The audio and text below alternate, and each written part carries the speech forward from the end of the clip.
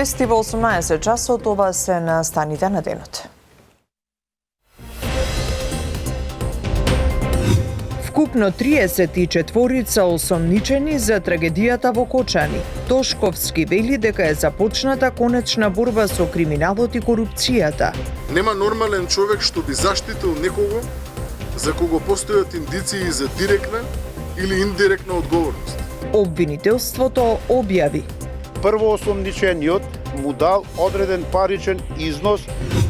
Повредените во пожарот кои се лекуваат во Скопје закрепнуваат. Освен еден во Турција кој што е во многу сериозна состојба. Дел од оние кои се лекуваат во странство веќе се подготвуваат за враќање во Македонија. Комеморација за настраданите 6 мина Штипјани. Нема зборови со кои можеме да ја опишеме тагата и пржината што ја чувствуваме. Македонија се мобилизира за помош на семејствата на настраданите и повредените. Кој колку милува, кој колку сака, секоја помош е добре дојдена. По мене законов не е добар и мора да се смени. Се контролираат сите издадени лиценци согласно Законот за градење и Законот за урбанистичко планирање.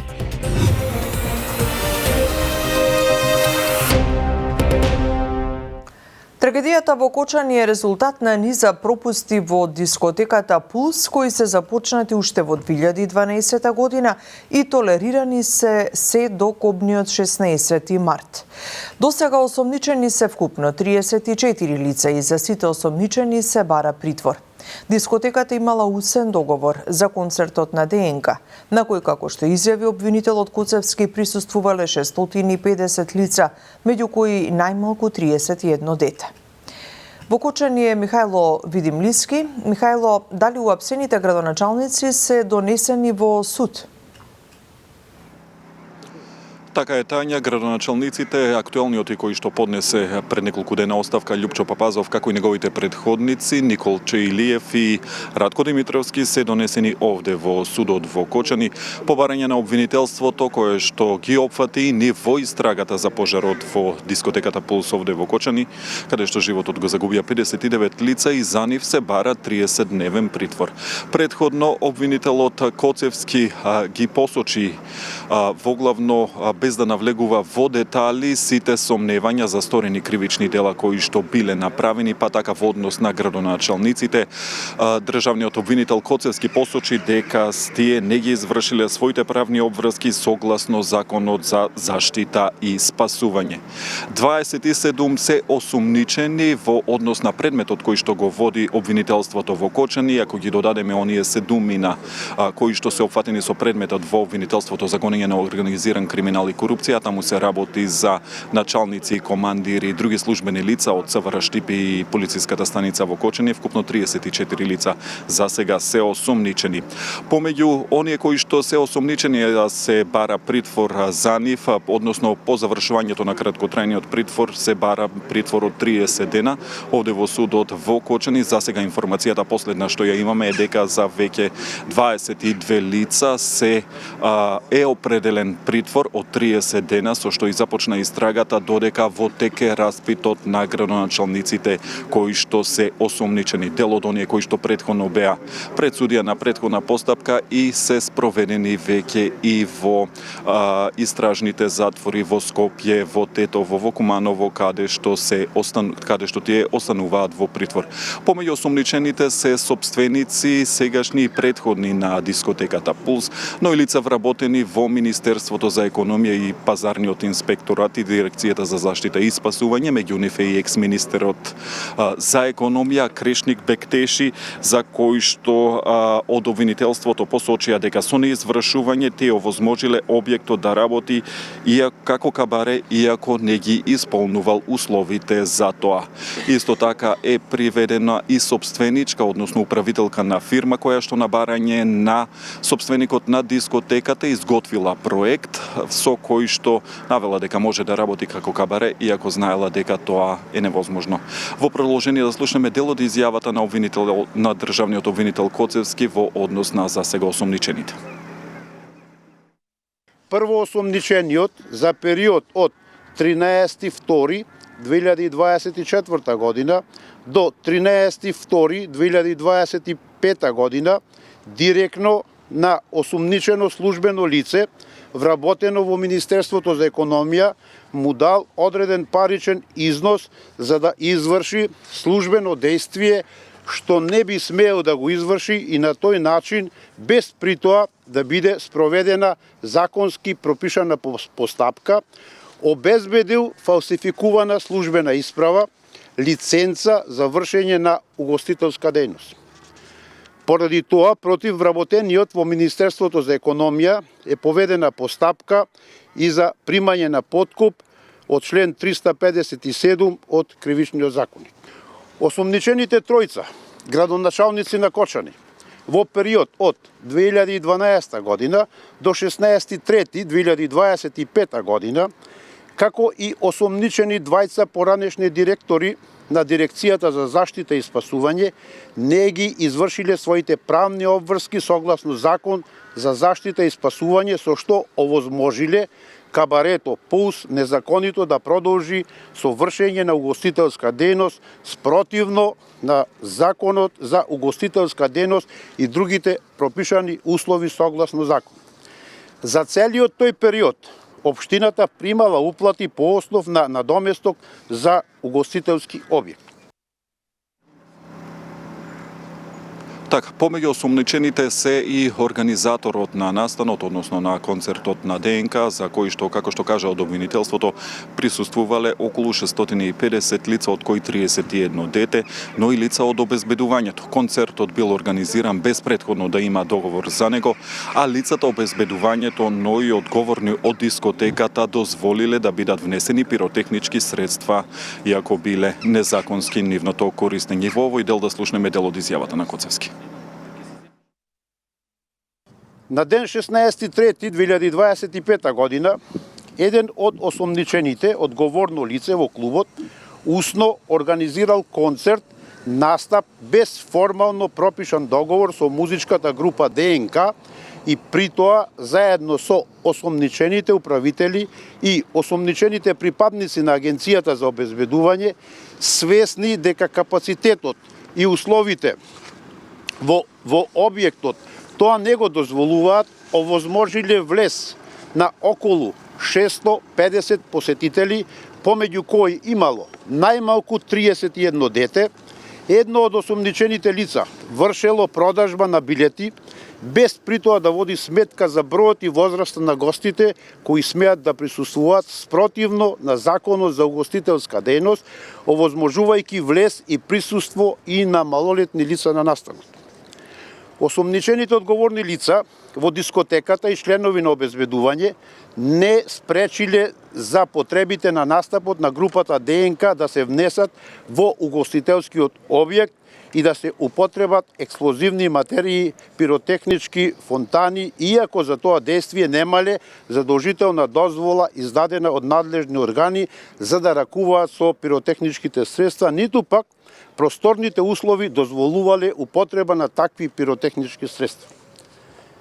За внесување и употреба на пиротехничките средства е осомничен еден член на музичката група и постои сомнение дека членовите на бендот околу 0,2 часот и 32 минути по полноќ како дел од сценскиот настап и ефект ги активирале експлозивните материи, пиротехнички фонтани, кои изфрлале искри во правец на плафонот над сцената, од кои веднаш се опожарил кровниот дел од објектот и пожарот се проширил по целиот објект. Михајло, денеска пресконференција имаше и министерот за внатрешни работи Панче Тошковски. Дали со поднесените кривични пријави веќе е завршена работата на МВР?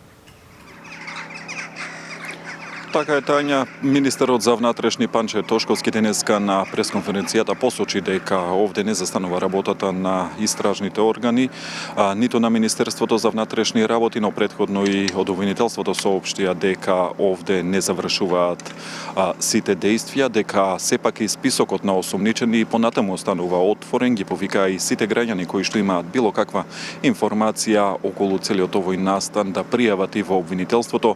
Тошковски инаку направи еден осврт на она што досега било преземено од страна на Министерството за внатрешни работи во врска со целиот овој случај. Да ја слушнеме неговата изјава. Нема нормален човек што би заштитил некого за кого постојат индиции за директна или индиректна одговорност. Тоа го ветивме од првиот ден, тоа го покажавме и досега, така ќе продолжим. Свесен сум и за сомнежот кој постои кај вас граѓаните. Знам дека досегашните искуства на нашиот народ со вакви предмети беа болни и разочарувачки и од тука ја оправдувам загриженоста и сомнежот дека и овој пат е можно тоа да биде така. Но, нагласувам дека таа загриженост овој пат е непотребна и докажуваме преку нашите постапки дека има разлика и дека ние сме одлучни таа разлика да ја покажеме одговорно и посветено и свесни сме дека не смееме да ве разочараме. Затоа што, како што каже и премиерот, ова не е обична битка, туку битка за тоа Македонија дали ќе ја биде. Битка на народот и сите ние кои сакаме правда и држава за почит против трулиот систем, формиран со децении, некако абстрактен поим, туку формиран од поединци со име и презиме, кои го разјадувале и ја донеле државата до ова дереđа до кое што сме денес. Така, Тања, овде во судот во Кочани тече распитот на осомничените тројца градоначалници на Кочани, Љупчо Папазов, последниот градоначалник кој што поднесе оставка, Николчо Илиев, како и неговиот претходник Радко Димитровски. Обвинителството бара и за нив притвор во очекување на информација од судот дали за нив ќе биде определена оваа мерка. Ти благодарам, тоа беше Михајло Видимлиски од судот во Кочани. Сопругата на екс-министерот за економија Илка Каба Бектеши преку социјалните мрежи реагира дека тој бил уапсен за да се оттргне вниманието, како што вели од вистинските виновници. Тврди дека Бектеши не бил уапсен, туку по повик од полициската станица отишол по своја волја. Го земаат крешник со врзани раце за медиумско шоу, за да го испратат во Кочани. Едно треба да бидете сигурни, дека народот не може да биде дефокусиран од вистинските виновници. Крешник ниту бил причина за пожарот, ниту бил на должност во моментот кога се случила трагедијата. Очекувано е дека ќе се додадат уште 48 часа, бидејќи треба да добијат на време за да ја префрлат вината на Крешник. Но ова нема да помине, бидејќи вистината е со Крешник, пишува неговата сопруга на Фејсбук, откако на поранешниот министер му беше одреден 30-дневен притвор. По сите направени токсиколошки анализи, 10 од повредените пациенти кои што настрадаа во пожарот во дискотеката Пулс ќе бидат пуштени на домашно лекување, потврди министерот за здравство Арбен Таравари. Дополнително, дел од оние кои се на лекување во странство веќе се подготвуваат за враќање во земјава. Здравствениот билтен на повредените го има Елизабета Дамјановска-Спасеновска.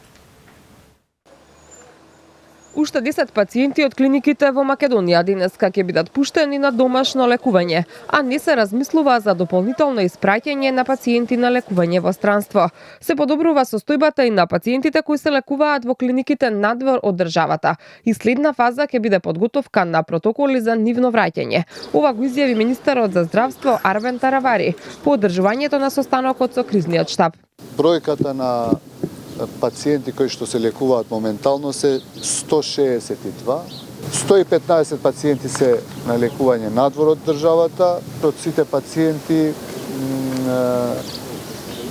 освен еден во Турција кој што е во многу сериозна состојба, другите се во сериозна, меѓутоа стабилна состојба. Од идната недела гледате дека имаме најави од одредени држави кај што пациентите веќе и се движат и се во добра состојба, за да подготвиме протоколи како ќе биде нивното враќање, дали ќе треба да се сместуваат, секако ќе бидат прегледани од наши доктори. Тие што се во сосема добра состојба, после преглед од наш доктор, може да се пуштаат и да одат дома. Во стабилна состојба се и 7 пациенти кои се хоспитализирани на клиниката за токсикологија во Скопје. Директорот на клиниката доктор Андон Чебишев вели дека овие пациенти немаат механички повреди, туку се главно со инхалаторни повреди. Ние од прилика знаеме колку биле време изложени нашите пациенти, меѓутоа не ја знаеме концентрацијата. Таму никој не може во тој момент да измери и да види колку е концентрацијата. До сега, сите исследувања што ги направивме, кои што иницијално се прават по протокол во вакви ситуации, се или негативни или задоволителни. Меѓутоа, лабораториските и токсиколошките анализи, кои што ги добиваме секојдневно, се уште не се во рамките на референтни вредности. Овие резултати покажуваат дека сите биле изложени на зголемена концентрација на јаглероден моноксид. Чи кај сите имаме детектирана покачена концентрација. Токсиколошки анализи ќе им бидат направени и на останатите пациенти пред да бидат пуштени на домашно лекување. А според Таравари, најголем предизвик со кој ќе се соочат во следниот период се инфекциите, како во земјава, така и во болниците во странство. Министерот за надворешни работи Тимчо Муцунски денеска беше во посета на повредените кои се хоспитализирани во Љубљана.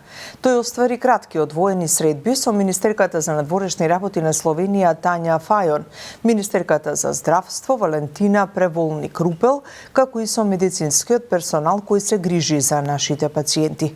Муцунски изразил благодарност за високото ниво на солидарност што Словенија го покажува во овие тешки моменти за Македонија. No state can by itself handle such a tragedy, and we are very happy that we could somehow contribute, and we will be here always when you need it. I think this is a proof that Europe as a whole can handle many different situations. No one alone can handle not even something similar like this. So thank you for your visit. We take it with responsibility.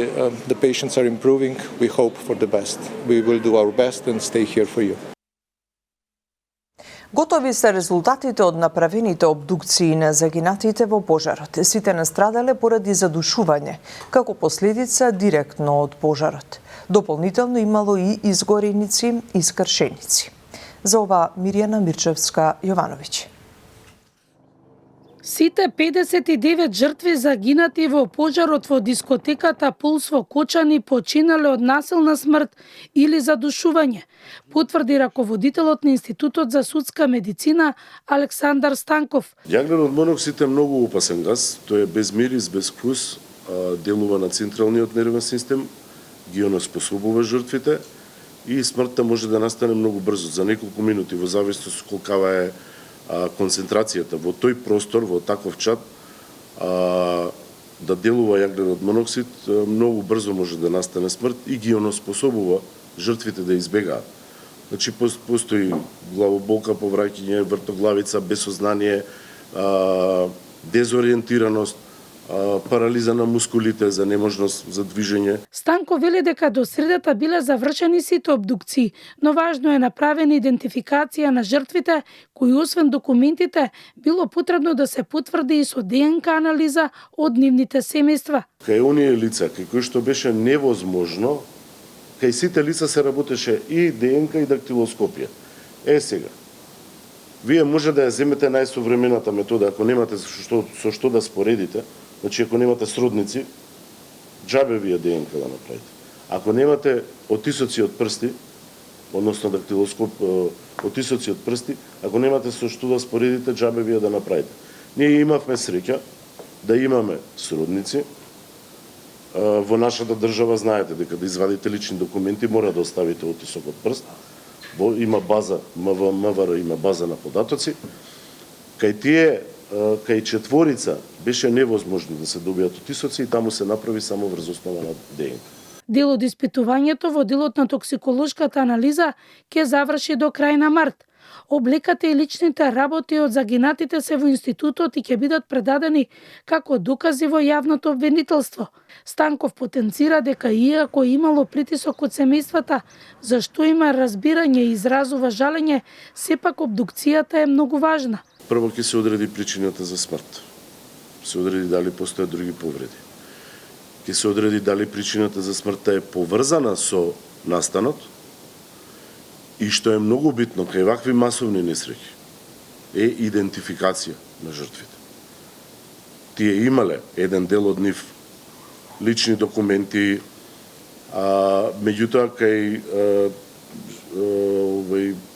починатите жени и девојки с нивните лични документи биле во ташните сигурно, не ги држале во джепови, па тие тоа се изгорало. За професорот Светозар Антовиќ, декан на медицинскиот факултет, потврди дека за краток период се направени сите обдукции.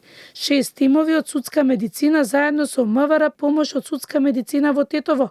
Целиот процес бил направен на високо професионално ниво. За помош се понудија Грција, Србија, Косово, Албанија и Босна и Херцеговина.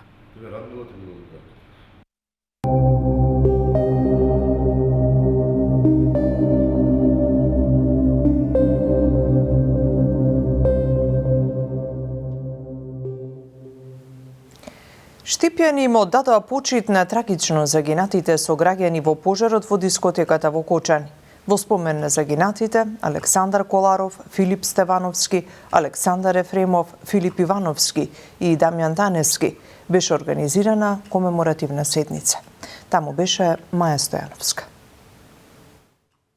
Со едноминутен молк во Домот на културата Ацо Шопов во Штип започна комеморацијата во чест на трагично загинатите штипјани во пожарот во дискотеката во Кочани. Александар Коларов, Филип Стевановски, Александар Ефремов, Филип Ивановски и Дамјан Таневски. Со емотивни говори членови од нивните семејства, блиски пријатели и колеги раскажуваа за нив, за нивната ведрина, скромност, за амбициите и нивните дела. Дел од нив биле веќе остварени на семеен и кариерен план, истакнати во областа на музиката, сцената и фотографијата, но нивните најблиски велат можеле да остварат уште многу. Дел млади средношколци кои допрва зачекорувале кон патот на остварување на своите амбиции, а со пријателите имале бројни желби и планови, кои велат никогаш нема да се остварат. Иако болката денес е неизмерна, ќе се утешиме со мислата дека остави нешто бесмртно. Својата музика, својата љубов, своето влијание, своите дела. Пламенот те зеде. Нема зборови со кои можеме да ја опишеме тагата и прзината што ја чувствуваме. Столчето пред мене е празно. Со секое кликнување на фотоапаратот, тој го задржуваше најубавот, највреднот, најдлабокото од животот. Неговата работа не беше само да направи фотографии. Тој создаваше спомени. И најбитно му беше секој да ја среќа. Другите да се добри. Тој беше другар кој не знаеше да мирува. Негласната тишина во нашите животи. Не сме навикнати на ваков длабок молк. Александар, нашиот цеа, се будеше и заспиваше со музика. Така и замина. Сите говори завршуваа со громогласни аплаузи во нивна чест.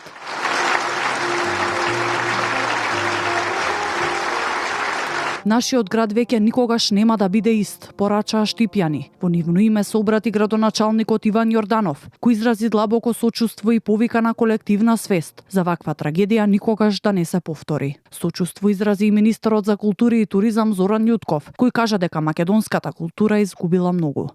Таму во Кочанската дискотека згаснаа животи кои допрво требаше да си ги испишуваат своите убави приказни.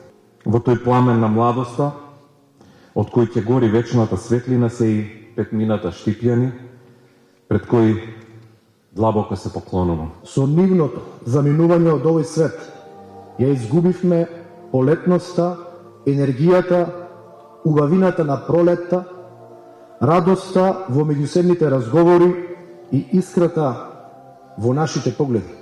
Во Штипскиот дом на културата се уште отворена книгата на жалост, каде бројни граѓани пишуваат пораки за последно збогум. Затворени се уште 13 дискотеки. Имале лиценца, а не исполнуваат минимум технички услови. Како што информира портпаролот на владата Марија Митева на денешната пресконференција, на овие правни лица ќе им биде одземена лиценцата и ќе имаат забрана за вршење на дејноста. Од 23 со лиценца констатирано е дека досега 13 не исполнуваат минимум технички услови, при што се изготвуваат решенија до Министерство за економија за одземање на лиценцата и ќе бидат издадени решенија за забрана на вршење на дејност. Кај 5 правни субјекти кои што се регистрирани како кабаре диско и кои што се со истечена лиценца, а е утврдено дека работеле изминатиот период, сакам да информирам дека се издадени решенија за забрана на вршење на дејност.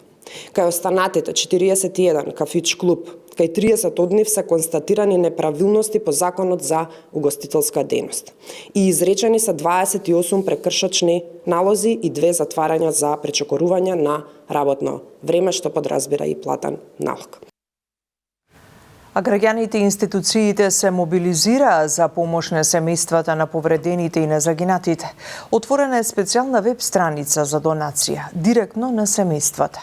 Вклучен е и Црвениот крст и државните институции. Повеќе за ова од прилогот на Андријана Лазова Божиновска. Покрај официјалните канали за донации преку Црвениот крст, младиот кочани креираа веб-сајт за директна финансиска помош на членови на семејствата на повредените кои се лекуваат во земјава и странство. На интернет адресата supportkočani.com се објавени трансакцијски сметки на 78 лица подпишани со име и презиме и секој донатор може да избере кому и колку пари ќе префрли преку својата банкарска сметка. Еден од иницијаторите на оваа алатка, Ненад Вржалски, за Канал 5 појаснува дека се направени детални проверки за податоците на семејствата. Се работи за анонимни донации, а тој и неговите соработници од сајтот немаат увид во уплатите. Веб-сајт каде што се централизирани сите сметки, проверени по неколку пати, значи одобрени од страна на дали се тоа родители, брат, сестра или нивни најблиски, каде што луѓето ќе можат директно како физичко лице на физичко лице да донираат кој на кого сака. Значи ние немаме никаков пристап до финансиските средства, тие си одат директно од човек на човек, кој колку милува, кој колку сака, секоја помош е добре дојдена. Следниот чекор на креатурите е да помогнат и на семејствата на загинатите кои имаат потреба од финансиска поддршка, а вела дека наскоро сајтот ќе биде достапен и за донаторите од странство. Во меѓувреме од владата уверуваат дека членовите на семејствата на повредените кои се лекуваат надвор од земјава се финансиски целосно покриени за пати сместување, а веќе има плани за линеарна исплата за сите погодени од трагедијата. Можам да кажам дека досега се сместени некаде околу 180 лица, некаде околу 5 милиони денари е моменталниот трошок. Зашто векам моменталниот? Затоа што не знаеме колку ќе биде потребно за лечење, па после тоа имаме и повратни карти за назад за истите лица. Заедно сме во координација со Министерството за надворешни работи, практично Министерството за надворешни работи преку нашите амбасади, ние логистиката внатре во секој град каде што се наоѓаат лицата. Бевме информирани од страна на Црвениот крст дека се прави формално правно согласување и проценка преку која на сите семејства кои се погодени од ужасната трагедија за почеток ќе им биде дадена финансиска поддршка во висина од 150.000 денари на секое семејство. И истите средства ќе им бидат на располагање за покривање на тековни, дневни, најитни трошоци. Од Црвениот крст информираа дека во нивниот фонд кој е отворен за телефонски, електронски и банкарски донации се собрани над 48 милиони денари или речиси 800.000 евра. Институциите апелираат граѓаните да бидат особено внимателни да не вршат уплати на непроверени сметки, бидејќи деновиве се појавија неколкумина измамници. Освен преку социјалните мрежи, забележани се и лица низ Скопје кои наврата бараат пари, лажно представувајќи се како роднини на децата од Кочани. Министерот за транспорт и врски Александар Николовски на пресконференција соопшти дека во тек е контрола на сите издадени лиценци согласно Законот за градење и Законот за урбанистичко планирање. Од издадени над 1100 лиценци, вкупно проверени се 643 лиценци. Јован Ѓорговски за ова. Реконструкцијата и адаптацијата на внатрешноста на дискотеката Пулс во Кочани била без никаква дозвола, а објектот бил проблематичен по неговата трансформација од 2011 година до кога функционирал како фабрика за текстил и магазин, информираше министерот за транспорт Александар Николовски. Според него, приватна фирма требало да утврди дали објектот е според стандарди или не, а појасни и дека има законски недоречености во делот за добивање на лиценци за објекти од таков вид. Односно, со актуелното решение, Министерството за економија по службена должност прибавува документи, а на совеста на подносителот е дали податоците кои ги дава на нотар се веродостојни. За да не се повтори слична трагедија, Николовски најави законски измени. Настануваат проблеми кога почнуваат реконструкции и адаптации во внатрешноста без никакво одобрение од никого. Точно. И дополнително на тоа, ставен е печат од одредено лице, да не одам понатака во детали, кое што или не видело што се случува таму, па на слепо ставило потпис и печат, или видело, ама го игнорирало тоа. Сите овие документи се прибавуваат од страна на Министерството за економија по службена должност, а подносителот поднесува изјава дека под материјална, морална и кривична одговорност тврди дека истите се исправни. По мене законов не е добар и мора да се смени. Сега е оставено на едно широко толкување, некој дава кај нотар заверена изјава која што нотарот нема и како да исконтролира дека се е во ред, некој службеник од Министерството за економија после тоа по службена должност прибавува документи и се случи ова што се случи, за жал. Николовски информираше дека во тек е проверка на сите лиценци кои се издавале од министерствата и институциите. Од министерството со кое тој раководи, како што кажа, досега се проверени над 640 лиценци од вкупно 1100, а одземени се 97, од кои најголемиот дел се однесуваат за лиценцата Б, односно за изведувачи на крадби од втора категорија. Според него станува збор за правни лица кај кои е констатирано дека по издавање на лиценците престанале да ги исполнуваат законските услови. А по завршувањето на овие постапки ќе следат и јасни законски измени со кои што ќе биде законска обврска секои 6 месеци да се врши ваква контрола на се што е издадено од страна на институциите. Од овие 643 лиценци кои што се проверени, кај 97 лиценци или во проценти некаде над 15%, констатирано е дека по издавањето на лиценците правните лица престанале да ги исполнуваат законските услови врз основа на кои истите се издадени, поради што ќе се донесат решенија за одземање на лиценците. Или пластично кажано, во моментот на поднесување на барања за лиценца ги исполнуваат условите и после тоа престануваат да ги исполнуваат условите, а за тоа не го информираат Министерството. Дополнително, како што информираше министерот, паралелно се проверуваат и сите издадени лиценци и овластувања во делот на патниот превоз и најави дека се очекува до вторник да бидат завршени сите проверки. Целиот извештај, како што кажа Николовски, потоа ќе биде доставен до МВР и до јавното обвинителство, од кој очекува соодветно да постапуваат. Студентите се поделија околу тоа дали и какви протести треба да организираат по трагедијата во Кочани. Некои од нив се сомневаат и дека одредени политички партии од опозицијата се обидуваат да ја искористат несреќата за политичка агенда. Дејан Трајковски ги има деталите за ова. Дали трагедијата во Кочани некој се обидува да ја злоупотреби за политичка агенда? По првичниот собир во понеделникот пред платото на УКИМ студентите се поделија. Едните обвинуваат официјалната студентска организација Студентско собрание, бидејќи дозволиле министерката за образование Јаневска и ректорката Ангелова да се обратат без да говорат студентите и се залагаат за формирање на студентски пленум. Други пак обвинуваат дека со партиски влијанија од опозицијски партии се прави обид да се формираат вакви паралелни организации со цел да се искористи случајот за политички поени. Илина Банова, студентка од економскиот факултет, во изјава за Канал 5 прстот го вперува кон Црвената младина, која е младинска организација на левица. Ние како студенти имаме основани сомненија и индици дека според социјалните медиуми дека политичката партија Левица со незината Црвена младина сака да ги набедат студентите да организираат студентски пленум. Очигледно е дека како општество имаме ниска емоционална интелигенција и наместо во овие периоди на болка и тага да покажеме сплотеност, одредени се обидуваат нас да не разделат како студенти. Не смееме да дозволиме било која политичка партија, не само оваа, да сака да не раздели во моменти кога ние мораме како студенти да бидеме сплотени. Од партијата Левица не одговараат директно дали на некаков начин се вклучени во поттикнување на пленумите, но велат дека им даваат поддршка. Левица го поддржува независното самоорганизирање на студентите. Побудата за самоорганизирање ја поздравуваме. Одговори портпаролот на партијата Амар Мециновиќ. Во меѓувреме, иницијативата наречена Независно студентско собрание веќе организира собир на студенти во понеделник на платото на УКИМ. Тие повикуваат Универзитетското студентско собрание да се делегитимира, бидејќи, како што обвинуваат, се бирократизирано тело кое велат работи позади грбот на студентите. Од УСС пак повикуваат на единство помеѓу студентите и да не дозволат политичките партии и нивните влијанија преку злоупотреба на состојбата да направат раздор помеѓу нив. Останете на фреквенцијата на Канал 5, проследете го на новото издание на емисијата Самовистина вечерва со Јана Јосифовска и незините гости. Ние се гледаме во вечерните вести.